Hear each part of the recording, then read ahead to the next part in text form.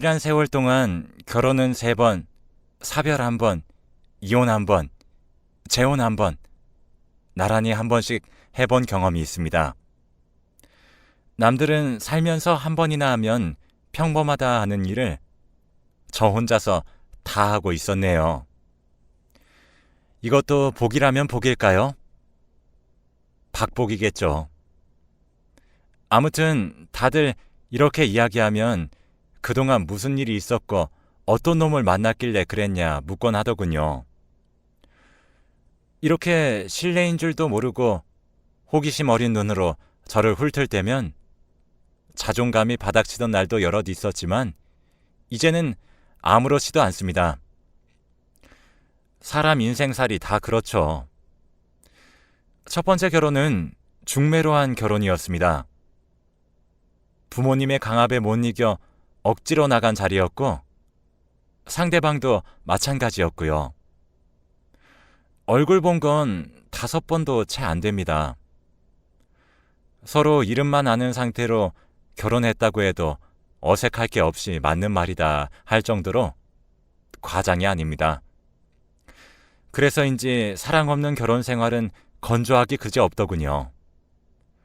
밖에서 뭘 하고 다니는지, 누굴 만나고 다니는지, 집에서는 한 공간에 있긴 한 건지, 매년 돌아오는 결혼기념일은 고사하고 생일에도 남편과 밥 한 번 먹어본 적이 없던 저입니다. 저도 나쁘진 않았어요.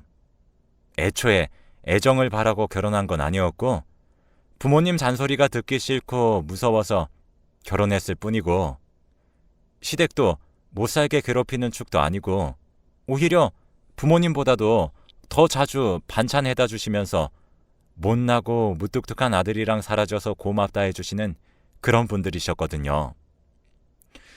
어쩌면 그 시간을 남편이 아닌 시댁을 보고 참았나 싶기도 합니다. 남편 봤다 시댁 어른들 뵈면 마음이 참 따뜻하니 좋았거든요. 진짜 가족을 이제서야 찾은 건 아닐까 그런 생각도 들었고요. 집보다 더 자주 찾아가게 되고는 했습니다. 팔이 알아서 가더군요. 그래서 무난하게 아이 낳고 오순도순 잘만 살게 될 줄 알았습니다. 하지만 좀처럼 아이는 생기지 않았고 남편과 함께 병원을 가니 남편에게 문제가 좀 있어 아이를 평생 가질 수 없을 거다, 시험감도 힘들 거다 하더군요. 둘만 잘 살자 남편과 병원을 나오며 그렇게 말했습니다. 어차피 계속 둘만 살았던 우리고 앞으로도 달라지는 거 없이 그냥 평소랑 같은 거라고 상실감 같은 거 가지지 말고 남들 부러워도 말고 정 그러겠으면 강아지나 고양이 데리고 와서 키우자. 그렇게 서로를 위로해 주었었네요. 그런 우리 사이가 금 가르듯 쩍 갈라진 건 남편의 거짓말 때문이었습니다. 거의 반년이라는 시간을 출근한다는 말로 절 속였더군요. 남편은 회사에서 정리해고를 당했으면서도 저한테 말하지 않고 숨긴 채 회사 나가는 척 그렇게 매일 연기해왔던 걸 들켰습니다. 그동안 월급이라고 가져다 준 돈들도 모두 퇴직급여를 가져다 준 거더군요. 아무래도 이상하긴 했어요. 꼬박꼬박 계좌이체 들어오던 돈들을 봉투에 넣어다 주니까요. 작은 구멍가게도 아니고 회사가 그런다니. 당신네 회사 요즘 좀 웃기다 하고 말았는데 그게 그런 이유였다니. 앞이 새하얘지면서 어떤 말을 해야 할지 모르겠더군요. 말이 안 나왔어요. 왜 숨겼냐 하니 곧 취직이 다시 될 줄 알았다고 하더군요. 근데 반년이나 실업기간이 길어질 줄 몰랐다고 면목이 없다고만 합니다. 미안하다는 말도 했네요. 참, 문제는 그것뿐만이 아니었습니다. 이제 와서 들키듯 말하는 이유는 무엇이냐고 하니 사실은 퇴직금 중 절반을 주식에 투자했는데 그게 휴지 조각이 되었다고. 당장 다음 달부터 월급이라고 속이며 가져다 줄 돈이 단 1원도 없다고 말해왔습니다. 당장 생활비며 꼬박 납부해야 하는 대출금, 그런 것들은 어떻게 할 생각이냐? 왜 안 하던 짓을 해서 있던 돈도 까먹냐고 고래고래 소리를 지르니? 그럼 한순간 나앉게 생겼는데 자기가 뭐라고 해봐야 하지 않았겠냐고. 자기 마음 모르냐고. 자존심 상한다, 그런 소리만 퍽퍽하니 화가 나서 꼴도 보기 싫다고 막말을 퍼부어댔네요. 결혼하고 목청 높여 싸운 건 그때가 처음이었습니다. 서로 못할 말하고 삿대질하고 분이 풀리지 않아서 남편 놈은 결혼 사진이 걸려있는 액자도 집어 던지더군요. 저를 한 대 칠까봐 무섭기까지 했습니다. 그러고 나니 정이 뚝 떨어져서 꼴도 보기 싫더군요.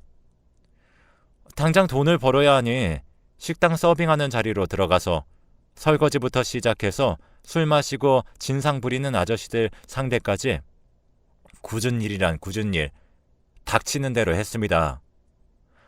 어리석은 짓이지만 남편 놈이 괘씸해서 당신 언제 일할 거냐? 취업 준비는 아직 하고 있는 거냐? 그런 말도 못했네요. 시댁에 남편 잘렸다, 그런 말도 차마 못했고요.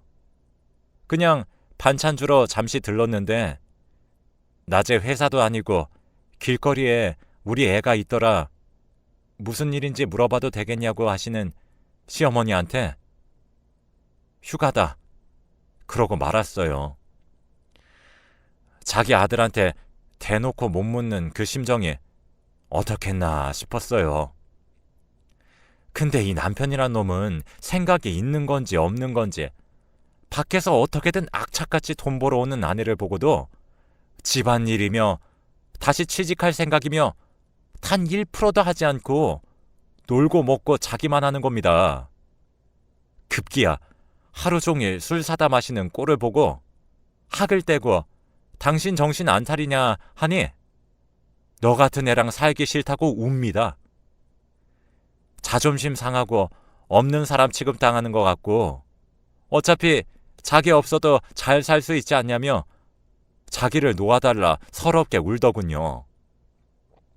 그래서 시댁에서 무슨 일이냐고 걱정스럽게 하루가 멀다 하고 찾아와 설득하고 아들이 해고당한 거였냐, 그 힘든 세월을 왜 혼자 감내했냐 물어도 그냥 남편 놓아주려 한다, 그 말만 되뇌었습니다. 우리 부모란 사람들은 와서 좋은 대로 시집 보내줘놨더니 끝끝내 부모 가슴에 대못 박을 생각이냐고, 이혼하면 부모 자식 사이 없다 생각하고 평생 살라 으름장을 놓는데 진짜 부모가 누군가 생각하게 되고, 이 좋은 시댁을 떠나면 난 이제 진짜 혼자인가 싶은데 시댁과 제가 사나요? 남편이랑 살죠. 그래서 마음 모질게 먹고 갈라섰습니다. 그 이후로도 종종 시댁에서 전화가 왔지만 마음이 아프고 흔들려 연락 피하다 번호도 바꿔버리고 기회 있을 때 이사해서 지역도 완전 바꿔버렸네요. 그렇게 아무런 연고도 없는 곳에 가서 3년쯤 살았을 때였을 겁니다. 식당에서 만난 같은 사장님이 참 좋은 분이더라고요. 다정하니 사람을 늘 보살펴주고 배려해주고 생일이다 지나가는 말로 했을 뿐인데 선물도 사주고 일찍 퇴근해라 신경 써주고요. 와이프와 일찍 사별했다 들었는데 그 와이프 사랑 참 많이 받다 갔겠다 생각하니 부럽기까지 했습니다. 그 사랑 나도 받아봤으면 힘든 생활에 그런 마음이 들기 시작하니 사장님의 모든 행동이 가슴 설레어서 잠 못 들게 만들더군요. 쉬는 날에도 괜히 가게 앞을 얼쩡거리면서 사장님 한번 뵈려고 우스운 짓도 해봤네요. 그렇게 티를 낸 덕분에 사장님과 제 사이에 조금씩 변화가 생겼습니다. 가게 일이 아니라 개인적으로 만나는 날도 생기고 또 서로의 집에 가서 하룻밤씩 밤을 지새우며 이런저런 살아온 이야기하기도 하고 재미지게 요즘 애들이 연애하듯 그렇게 시간 보냈네요. 사장님에게 들은 이야기는 하나같이 가슴 절절해지는 마음 아픈 이야기들 뿐이었습니다. 부모님 없이 외롭게 살아와서 한평생 반듯한 자기 가정 하나 이루는 게 일생의 꿈이었는데 와이프가 그렇게 가고 혼자 남으니 자기 인생은 왜 이렇게 구질구질하고 외로운가 인생 절반에 걸친 회의감이 들어 정신건강의학과도 다녀봤다고 하더군요. 그런 삶에 제가 찾아와 하루하루가 다시 행복해지고 설레이니 이때를 주시려고 하느님이 그간 나를 이렇게 못살게 괴롭혔나 싶더랍니다. 그 말을 하며 손을 꼭 붙잡고는 사랑한다고 말하는데 그 목석 같은 남편과 살았던 지난 세월들이 아프게 느껴질 정도로 행복하고 좋더군요. 저도 그래서 사랑한다고 말하고 결혼한 부부처럼 살림도 합치고 함께 살았습니다. 동거만 했어요. 사장님이 혼인신고는 천천히 해도 되지 않겠냐고 해서 그러자 그랬죠. 그런데 사람 운명이라는 게 늘 불행할 수만 없듯이 늘 행복하기만 할 수도 없더군요. 몸이 조금 피곤한 것 같다고 남편이 그러길래 알았다. 그럼 당신은 집에서 쉬어라. 가게는 나 혼자 다녀오겠다. 하고 집을 나선 날이었습니다. 그날따라 괜히 불안하고 징조가 좋지 않아서 남편에게 틈이 날 때마다 전화했습니다. 밥은 먹었냐? 몸은 좀 나아졌냐고요. 그때마다 당신 내 생각 때문에 아무것도 못하는데 가게 빨리 마무리하고 집에 돌아오라고 나도 보고 싶어 죽겠다고 오히려 능글맞게 말하는데 얼마나 기쁘던지 기쁜 와중에도 불안한 마음이 통 가시지 않아서 정말 가게를 빨리 마무리하고 집으로 급하게 가던 길이었습니다. 집에 다 왔을 때쯤 남편으로부터 문자 하나가 오더군요. 사랑해. 못난 나를 사랑해줘서 너무 고맙고 당신에게는 늘 미안한 마음뿐인 것 같아. 무슨 일인가 싶어 전화를 거니 받지도 않고 집에 돌아가니 이게 무슨 일인가요? 남편이 극단적인 선택을 했더군요.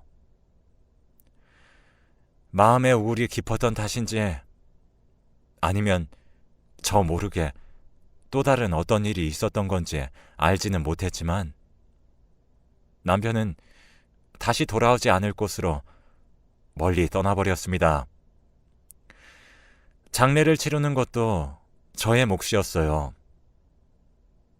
그런데 이게 무슨 일입니까? 죽었다던 와이프가 자기 장래에 첩년이 왔다 고래고래 소리를 지르며 제 머리를 쥐어 뜯는 거 아니겠습니까? 둘 사이에서 낳은 아이라고 어린애도 둘 데리고 왔더군요. 일찍 죽었다던 부모님도 나타났습니다. 착하고 순진하고 난 배려할 줄밖에 모르던 애 꼬신 게 당신이냐고 온갖 모욕적인 언사와 폭력을 행사하는데 이게 무슨 일인가 사리 분별할 틈도 없이 당해낼 재간이 없어 저는 도망치듯 장례식장을 벗어났습니다. 장례가 마치고 마음을 추스린 그 사람 와이프라고 우기는 사람에게 연락을 해서 만나자 말했습니다. 처음엔 욕만 퍼붓더니 그래 어디 만나서 얘기하자. 그러면 자기 집으로 오라 하더군요. 그래서 간 집에는 정말로 그 여자와 죽은 남편이 함께 찍은 웨딩 사진이 집안 곳곳에 있었습니다. 또 그날 장례식에서 봤던 아이의 것으로 보이는 유아용품도 보았고요. 마음이 복잡하니 착잡해지는 것도 잠시 정신이 아득해졌습니다. 예의상 주는 차를 마시며 생각을 정리했습니다. 나에게 지금 무슨 일이 일어난 거지?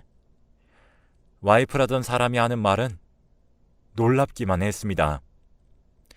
그렇게 자상하고 착하던 남편이 어느 날부터 욕을 하고 집안 물건을 부수며 이혼해달라고 요청하더랍니다. 이혼 안 해주면 너 죽고 나 죽는 거다. 그런 협박까지 할 정도로 강력했다고 합니다. 이유도 모르고 이혼할 수는 없어서 도대체 왜 그러는 거냐고 몇 번이나 재촉해 물으니 그제서야 사랑하는 여자가 생겼는데 너 때문에 결혼 못하게 생겼다고, 자기 혼자라 말했는데 거짓말쟁이 나쁜 놈 만들 거냐고, 너한테만 나쁜 놈이면 되지 않겠냐고 그리 말하더랍니다. 그래서 죽어도 이혼은 못 해주겠다고 하니 집 구해서 나가 살겠다고 짐 챙겨 나가고, 가게로 찾아오면 진짜 죽이겠다고 못 죽일 것 같겠냐고 눈을 시퍼렇게 뜨고 협박해서 찾아가지도 못하고 그저 울면서 이혼 서류에 도장 찍지 않고 이악 물고 버텼답니다. 그 말을 하면서 이를 악물고 부들부들 떠는 여자를 보니 거짓말인 것 같지 않아 고개를 숙였습니다. 몰랐다는 것도 죄 아니겠냐. 미안하다. 정말 미안하다. 그런 사람인 줄 몰랐고 나 때문에 이런 마음고생하는 사람이 있을 거다 꿈에도 생각해 본 적 없다. 그렇게 말하며 여기 살면 당신과 오고 가며 언제든 한 번은 마주칠 텐데 내가 떠나겠다고 그렇게 서둘러서 짐을 챙겨 원래 살던 곳으로 돌아와 버렸습니다. 그 상황이 되니 아예 몰랐던 곳에 가서 새로운 출발을 하기 겁나더군요. 용기가 나지 않았어요. 그곳을 떠나면서 딱 하나만 되뇌었습니다. 나는 그런 쓰레기 같은 짓은 모른다. 그 와이프가 미쳐서 나한테 없는 이야기, 소설 같은 이야기를 한 거다. 미안한 마음은 가지되 난 그냥 사별한 거다. 남편을 그냥 불우한 사고를 당해 잃은 것뿐이니 괴념치 말자. 다시 돌아온 곳에서도 제가 할 수 있는 일은 식당 일밖에 없었습니다. 그 지역에서 제일 잘 나가는 식당에 들어가 설거지부터 또 온갖 잡일을 했죠. 아무리 잘 나가는 식당이어도 가끔 손님보다 직원 수가 많을 때가 있지 않습니까? 그럴 때 사는 이야기 몇 번 하다 우연치 않게 전 남편 사는 이야기를 듣게 되었습니다. 지금은 작은 카페를 동네에서 운영하며 잘 살지도 그렇지도 못 살지도 않고 그냥저냥 운영하면서 지내고 있다 하더군요. 그러니 잊고 지내던 시부모가 보고 싶어졌습니다. 염치 없게도요. 그 마음이 닿은 건지 3달쯤 지나 우연히 시부모와 마주쳤습니다. 시부모 옆에는 웬 아가씨가 있었는데 차만이 예쁘더군요. 시부모는 놀라 아가씨를 멀리 보내고는 그동안 어떻게 지냈냐고 사람이 참 매정하다. 연락 한 번 없이 그렇게 모질게 살기 있냐며 제 손을 꼭 붙잡고 울며 저를 원망하시는데 저도 그만 그 자리에서 아이처럼 엉엉 울어버렸습니다. 부모와도 연 끊고 살고 멀리 나가 살다 사람한테 상처만 받고 돌아와 이제 마음도 몸도 너덜너덜해져서 쉬고 싶은데 쉬지 못하고 몸을 바삐 움직이고 있다. 어쩌다 내 삶이 이렇게 망가졌는지 모르겠다 하는데 시부모가 무언가 결심한 듯 번호 달라고 하시더니 나중에 따로 연락하겠다고 그 아가씨와 사라졌습니다. 시부모는 정말로 며칠 후에 저에게 연락 주었습니다. 다시 함께 살자고요. 부부가 이혼했다 재혼하는 거 요즘 세상에 흉이냐, 흉이라 할지라도 자신들이 더 잘할 테니 자기들만 믿고 다시 재혼하라는 말에 그게 어디 우리 마음만 가지고 되는 일이냐? 전 남편 이야기도 들어봐야 아는 거 아니겠냐? 그렇게 물으니 전 남편도 저를 많이 그리워하고 있다. 그렇게 얘기해 주더군요. 시부모님의 추진으로 다시 만난 남편은 그렇게 배움을 받고 나온 건지 뭔진 몰라도 진짜로 제가 없는 세월 동안 너무 보고 싶었다고 얘기해 줬습니다. 그리웠다. 자기가 마지막에 그리 못되게 군 게 내내 한처럼 가슴에 맺혀 울며 지샌 밤도 셀 수가 없다고. 다시 만나게 되면 정말 잘해주려고 카페 하나 차려서 열심히 일하고 있다. 그렇게 저를 어르고 달래주더군요. 그래서 처음 결혼할 때 못 해봤던 우리 둘만의 데이트도 해보고 시부모님이랑 같이 1박 2일 여행도 다니고 식당 일도 접고 시부모님 댁에 들어가 살며 집안일도 맡아 하고 남편 가게에 가서 잠시 자리도 봐주며 그렇게 지내다 결혼식 없이 혼인신고만 다시 했습니다. 그리고 오순도순 그전에 없던 화목함을 가진 채 새로운 삶을 살기 시작한 거죠. 급하게 서류 준비할 게 있어 뒤져보다 나 없는 사이 재혼했었던 남편의 결혼식 사진을 보기 전까진요. 그 결혼식 사진 속 여자가 제가 다시 돌아왔을 때 보았던 그 아가씨더군요. 그걸 보고는 내가 아는 걸 누가 알게 될까 무서워 얼른 숨겼습니다. 지금도 가슴이 콩닥콩닥 거리네요. 그 여자하고 어떻게 정리를 한 건지, 그 여자는 지금 어디서 지내는지, 정말 제대로 정리를 한 건 맞는지, 나한테 했던 말과 꼬심은 그럼 뭐인지, 날 단순 가정부로 생각해서 꼬셔 데리고 왔다 생각하기에는 지금 삶이 너무 달콤하여 말도 안 되는 소리란 생각이 듭니다. 하지만 저에게는 일이 달콤히 잘해주었으면서 저 여자는 그럼 어떻게 쫓아낸 건지, 이런 생각을 하다 보면 잠을 잘 수가 없어 뜬 눈으로 지새웁니다.